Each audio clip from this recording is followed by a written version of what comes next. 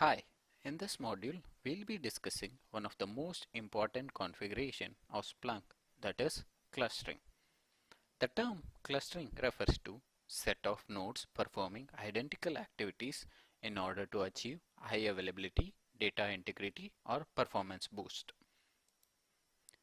In Splunk we'll be going what all different ways we can cluster Splunk instance and what are all its benefits.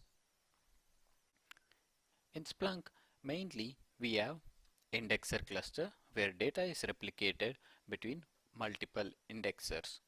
Further breakdown of indexer cluster, we have single site cluster, multi-site cluster, which we'll be discussing in our next video. The indexer cluster is mainly used for data availability so that at any point of time one of your indexer goes down, your Splunk environment will not be impacted or any search results will not be returned with insufficient results. The next one is searched clustering, where the configuration of reports, dashboard, alerts including your saved searches are configured to replicate to other searched instances. In any case, let's say one of your searched goes down, the other searched can still run your reports, alert, dashboards and continue the operation without any impact. And the last one is heavy forwarder clustering. Let's say in some of the major organization where heavy forwarders are in place in the form of cluster, they might have clustered based on Splunk instance or at the OS level so that this reception of the logs are not impacted when any of the heavy forwarder goes down.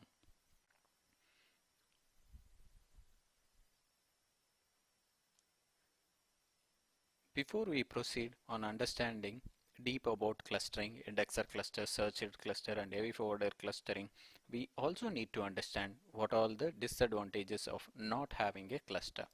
For that, let me bring out a diagram which I have created so that you guys will be able to understand clear.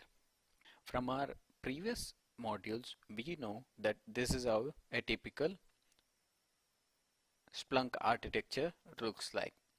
I would strongly recommend before this discussion have a glance through our module 2 where we have discussed different type of architecture and how to build the architecture using Splunk Visio.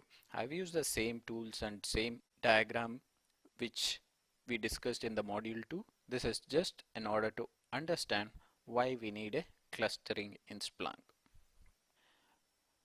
So to begin with, we have a forwarder or the data sources of Splunk which are sending data to our indexer, and searched is searching the stored data on our indexers. This is a non-clustered environment. So what happens is every time your data sources send data to indexer, your universal forwarder switches, for instance, your universal forwarder and also your heavy forwarder.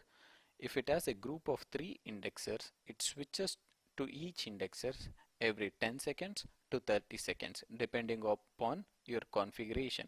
By default, it is every 30 seconds it switches the sending of logs from one indexer to another indexer. That is, if first 30 seconds the forwarder sends a log to this indexer, after 30 seconds it stops this and sends the log to this indexer.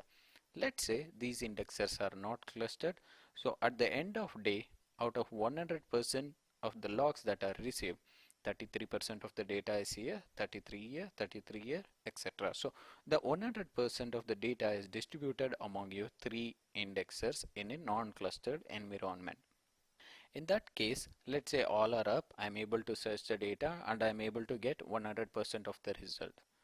Let us consider our scenario where the non-clustered environment faces difficulties. That is, one of the indexer crashes down. So what happens? So we have 33.33% data here and 33.33% data here. So whenever a user searches, this indexer is unavailable, so the data on this indexer is not being searched. So whatever the searches you are running is being run on these 2 indexers and the results you are getting is not 100%. You're losing 1/3 of the information that you are supposed to get. So this is one of the major drawback of non-clustered environment. Like when one indexer crashes, you don't have the access to the data that is stored on that indexers, where this is one of the primary reasons to go for your indexing clustering, where you can have the data shared among different indexers. So even though one indexer goes down, the other two should be able to return you 100% of the data. So we will see which are the different methods we'll be using in order to achieve this scenario.